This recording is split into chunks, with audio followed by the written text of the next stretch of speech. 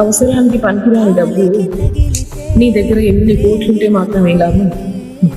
అలాగే ఎదుటివారు కష్టంలో ఉన్నా కూడా నీ దగ్గర డబ్బు ఉండి సాయం చేయలేని బ్రతికి కూడా ఒక మనిషి బ్రతికేనా? మనిషి అంటారా వాళ్ళని? ఇది మనం క్షమించిన మనల్ని ఒకడు చూస్తూ ఉంటాడు కదా, పైన నుండి అన్నీ చూసేవాడు ఒకడు ఉంటాడు. ఆడు కొడతాడు దెబ్బ, కోలుకోలేని దెబ్బ. ఎలా ఉంటుందో తెలుసా? నీ దగ్గర ఎంత డబ్బున్నా అది పనికిరాదు, అసలు దాంతో నీకు ప్రయోజనం కూడా ఉండదు. అలాంటి దెబ్బ అది తగిలినప్పుడు ఉంటుంది. అప్పుడు తెలుస్తుంది బహుశా డబ్బు అనేది అవసరానికి మాత్రమే. మనిషికి మనిషి సహాయం చేయాలి, మనిషిని ఆదుకోవాలి, అప్పుడు మనుషులు మనకు హెల్ప్ చేస్తారు. డబ్బు అనేది శాశ్వతం కాదు. మిడిసి పడొద్దు, నడిమంత్రపు సిరుని చూసి ఎగిరి పడొద్దు అనేది అప్పుడు తెలుస్తుంది.